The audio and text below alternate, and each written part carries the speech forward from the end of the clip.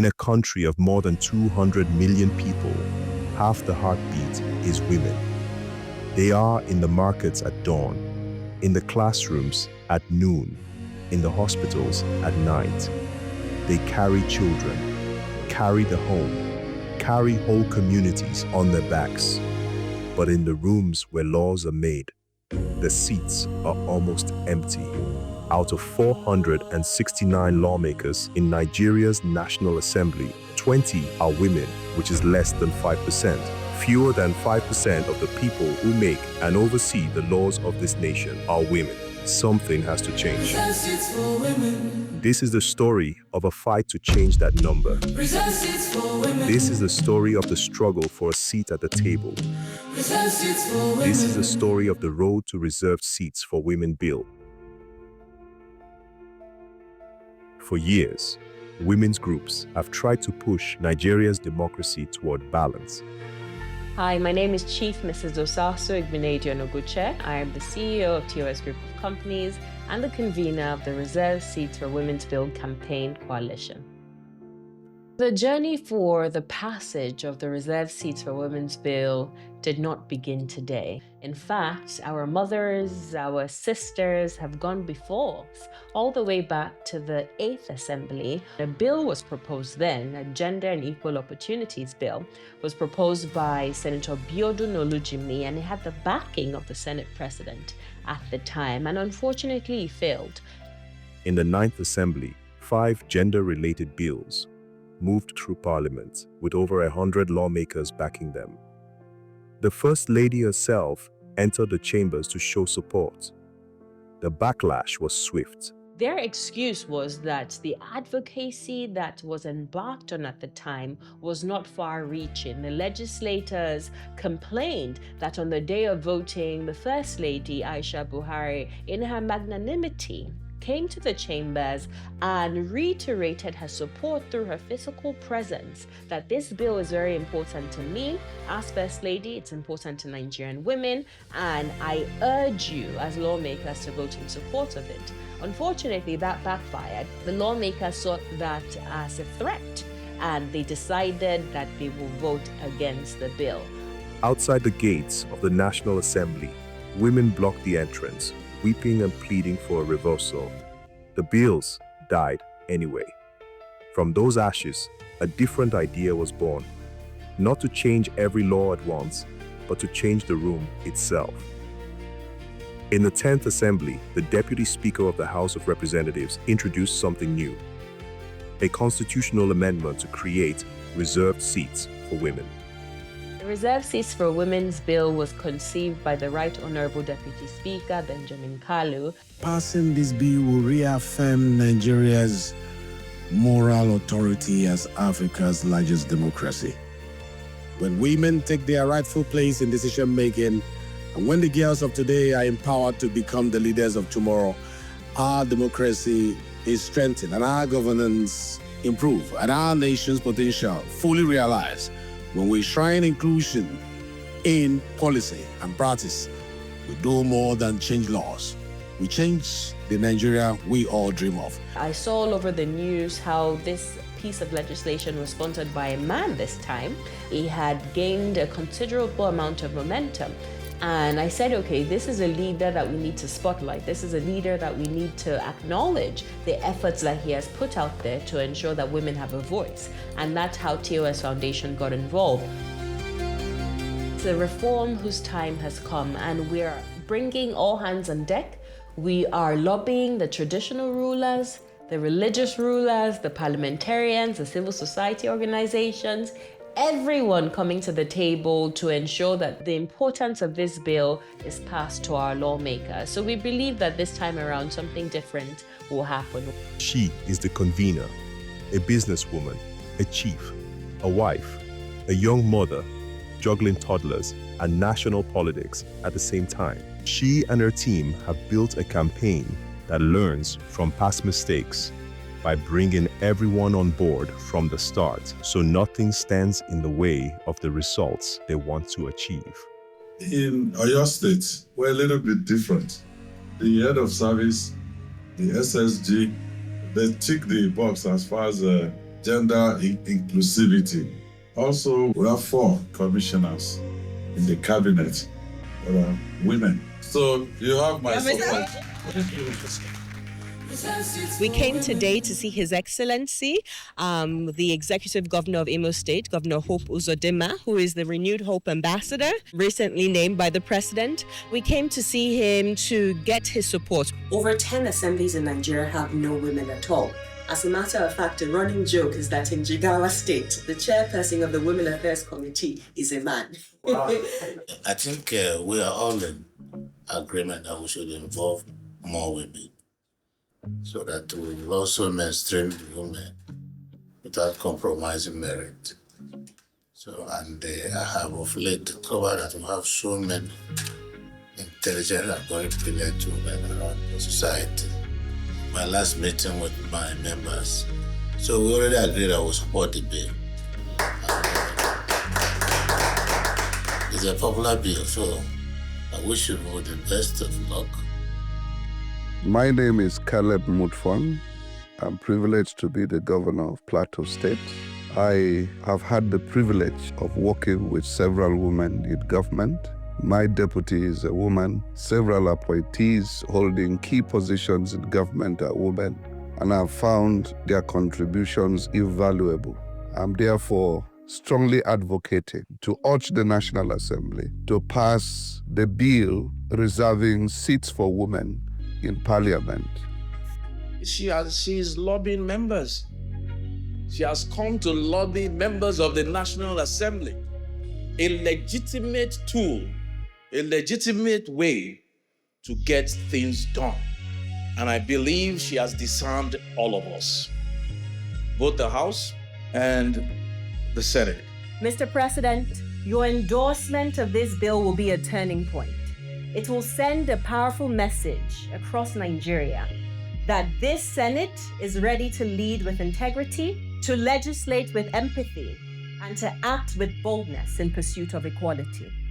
On my part, and on the part of the members of the Nigerian Senate, I have 4 daughters, and I would like to see 2 or 3 of them in the National Assembly.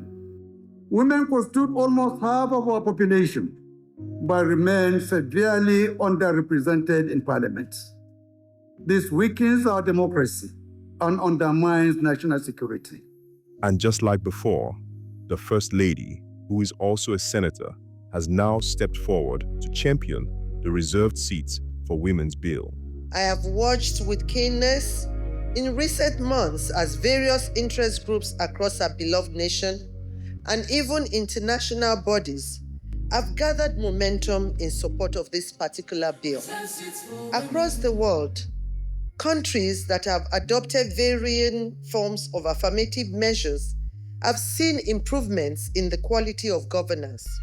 Nigeria can and should also benefit from such progressive ideologies. And in whatever way the reserved seats for women bill may evolve, or any other measure that supports women's participation, I trust in your collective wisdom, your experience, and your patriotism to steer the nation towards a solution that is constitutionally sound and politically workable. Support has come from outside the chambers too, from the states that have quietly been doing more. I'm Her Excellency Ambassador Professor Olufalake Abdulrazak. I'm the First Lady of Kwara State and the chairperson of the Nigeria Governor Spouses Forum, and I run my NGO, which is called the Ajike People Support Center. In Kwara, we have a local government chairman who's female. In the governor's first tenure, there were more women than men in the cabinet. In the second tenure now, there's 50-50%. We've signed the 35% affirmation bill, 6 months maternity leave, and all the gender laws. So, we think we should also assist in making sure that this transcends to House of Representatives and the Senate. My name is Honorable Mohammed Bello El-Rufai. I represent the excellent people of Kaduna North Federal Constituency. I'm from Kaduna State. I can't fathom someone that's not in support of it. I don't understand how or why someone would be against the bill. I am in support of it because I wouldn't go as far as saying a national emergency, but it's certainly a national issue in my view. Women are the backbone of every society. Whatever initiative as a member that I've tried to push to my people, women revolve around it. So how do you implement policies or improve the welfare and quality of life of people if you don't have enough voices from the gender that shapes society the most? So I'm fully in support of it, and I think most of our colleagues are. For some lawmakers, the support is rooted in memory. My name is Honorable Mukhtar Tolani Shagaya, and I represent Nigerians, starting from Ilorin West, Asa, Federal Constituency of Kwara State, and I happen to be the Deputy Chairman of the House Committee on Basic Education and Services. I remember the electoral process, and I remember the role women played for me as a young person trying to penetrate an environment where youth are not, well represented, and they stood by us from the beginning throughout the entire process, knowing even where to give us advice to make sure we were able to be successful. So I feel it's absolutely essential for women to participate because they are the bedrock of the political process. My name is Honorable Mukhtar Umar Zakari, representing Tarani Federal Constituency. I'm from Kano and a member of NMPP Konkosia. In Kano, like in my constituency, most of the people that voted for me, my loyal voters, are women. So, they give to me. So why not give back? Their problems, you can only know their problems from them. No matter how close we are, no matter how we are with them, they know themselves better than us. So if they are part of us in the parliament, I believe they will contribute more in development of women themselves better than us. In Kano, we have women engineers, women pilots, and a lot of so. So if we can get those things in Kano, why not women in parliament?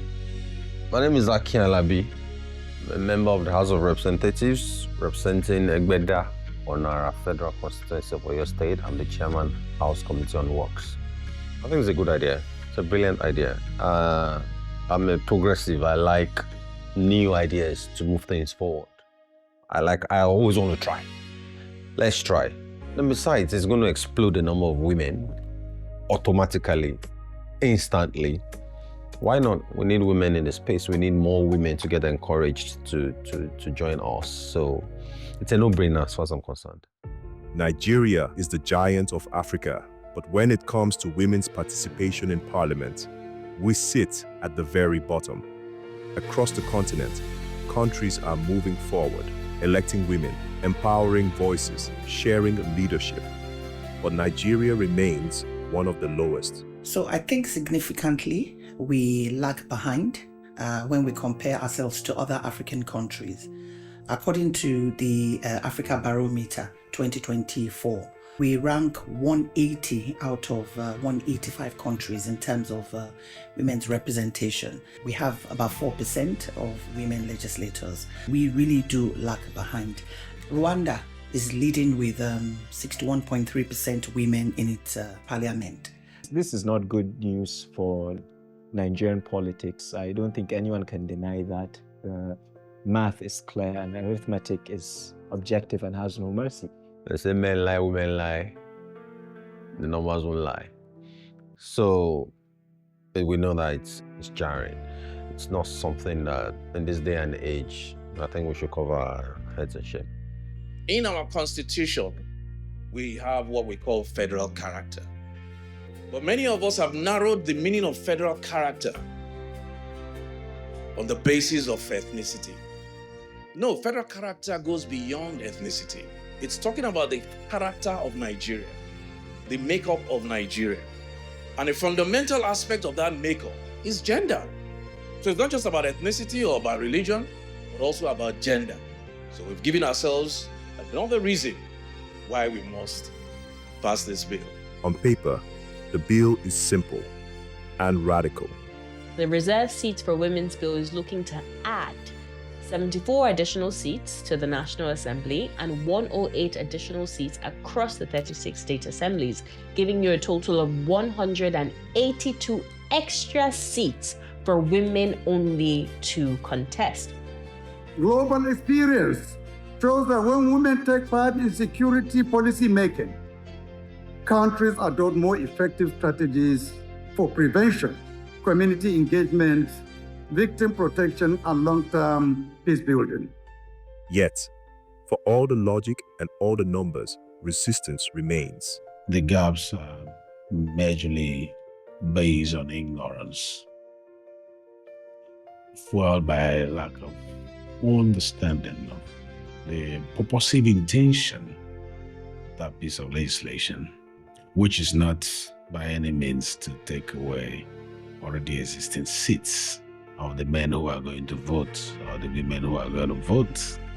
The biggest threat to the passage of this bill is the lack of understanding or the miscommunication that this bill seeks to take seats away from parliamentarians. And that is not what the Reserve Seats for Women's Bill is trying to do. A Reserve Seats for Women bill is a good way in order to get some numbers up.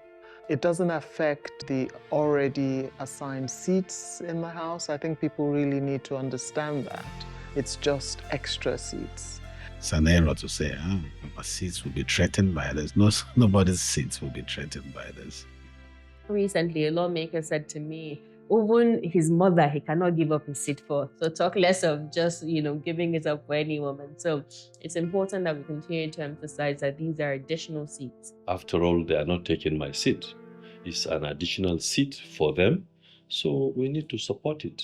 A 16-year sunset clause written into the Constitution. After that, the law must be reviewed or allowed to lapse. This is our chance to support Nigerian women. It is not something that will last forever. This is only to last for 16 years. And if after 16 years, if it feels it's not working, then we can do away with it. It's better to go in softly and amend. When that 16 years approaching, you amend. By then they have seen it's not a threat, they've seen it's not a problem, they can accommodate the amendment. Some say the bill is tokenism. Some say it will undermine merit.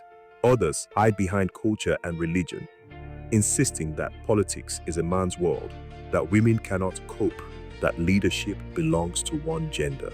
If you're a man, for example, and you're against this, waiting concern is women competing with women so the best women emerge, so we improve the quality of this great institution. So it is merit-based. The reserve seats is a merit-based system because keeping the seats doesn't mean you're appointing anyone to the seat. They need to be voted in. Anybody who is vying for an elective position knows what they have to do. You need to get people on your side. You need to show that you're competent. You need to be able to come up with the ideas that people would think, hang on, I think she's talking sense and I think she's going to bring a lot to the table. That is merit, as far as I'm concerned. These seats, right, those that are going to come in are going to work harder than the rest of us. Because for someone like me, I represent 2 local governments. Some just 1 local government, some 3, some 4. I represent 2 local governments. I have to campaign in only 2 local governments. From my understanding of the bill, the extra seats cuts across the entire state, right? So in Oyo State, for example, the woman that is going to win a special seat is going to campaign in 33 local governments. I don't have her. So there's going to be a lot of strong, competent women coming into parliament, which is going to improve things in general. Islam honors women. It gives them rights, dignity, and a voice. But too often, culture is mistaken for religion, and Islam is used as an excuse to hold women back. In part of our country, allowing women to participate in this process is very difficult because we have culture, we have religion and other things. So if you encourage them through this way, they can be able to make it over. I'm glad that this forum is a partnership of diverse platforms brought together by the need to mainstream women into governance. I'm particularly glad because this is one of the fundamental goals of the founders of the Sokoto Caliphate, African Muslim pre-colonial polities had a rich record of women participation in scholarship, administration, and politics. Now is the time for each of us to summon the wisdom of our forebears who taught us that nations are not built by the comfort of consensus alone, but by courage, sacrifice, and shared responsibility. I don't need to talk much, but I believe that every society, the respect that that society generates to the opposite sex is directly proportional to the advancement and development of that particular society. So I urge you, my distinguished colleagues, to lend a voice of support to the clamor for representation of our sisters in the National Assembly. Today's theme, advancing women's representation through policy, comes at a perfect moment as we push for the reserved seats in Parliament. And I'd like to thank everyone, especially His Excellency, the Deputy Speaker, for working hard to make this historical constitutional reform a reality. We have justified that because it's less than 1% contribution or 1% contribution from the National Assembly budget. On the other side, if we're investing 1% of the National Assembly budget and we're getting what have been projected by McKinsey, World Bank, on our GDP, and what that inclusion will do for our economy, because like we've always said, it's not tokenism. It means that it's a good investment, economically speaking, for the nation to have the women on the table of policy making. When women get into these offices and into these spaces, they will prove themselves beyond any reasonable doubt that they deserve to be there. And they will work hard and they would work well. Beyond statistics and speeches, the bill raises a simple question. What happens when a market woman in Calabar or Kaduna or Enugu looks at the parliament and finally sees someone who looks like her? I have 2 daughters, and I would love them to be able to aspire for the things that they want. We need to set examples for them. And one of the ways to do this is to put women in office so that my girls can see that this is possible. So doing this, the girl coming up, turning on the TV, seeing a lot of women in parliament, any woman that is interested in politics, governance, public policy and the likes will be motivated. So I think we're not doing this for us. So we're not doing it for the women that will get into office when this passes. We're doing it for the young girls out there and the little girls that haven't been born yet. My name is Bamidele Abiodun. I'm the wife of the governor of Ogun State. I'm Mrs. Sulaiha Kwarata, First Lady of Katsina State. I support the reserved seats for women bill strongly. Mo ṣe àtìlẹ́yìn fún reserved seat for women bill. Ina goyon bayan wannan kujerar nan da muke neman mu mata a Nigeria. And I definitely support the reserved seats for women bill. I strongly support the reserved seats for women bill in Nigeria. And I strongly support reserved seats for women bill. TOS is using new technology to make voting transparent. We are very excited that our tech-savvy youth have come up with this tracker to ensure accountability and that promises reflect into votes. We have also 27 MPs who are saying yes to the vote in Kano.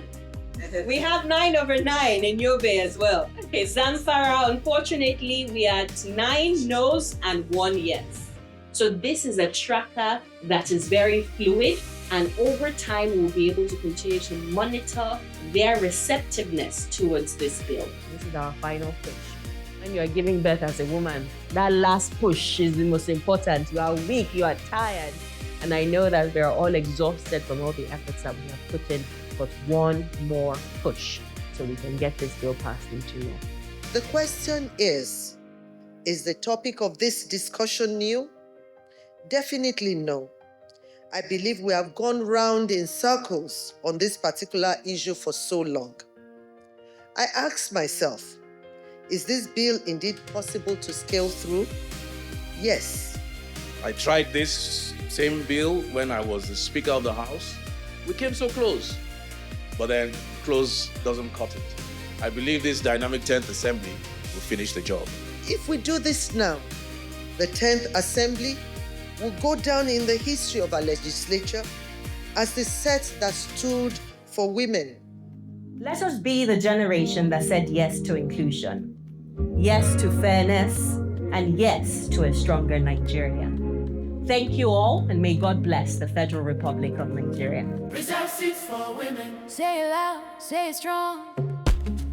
Reserve seats for women. It's been too long. Yeah. Reserve seats for women. For justice, for progress, for balance and vision. Reserve seats for women. Not time for decision. Reserve seats for women. Oh, yeah.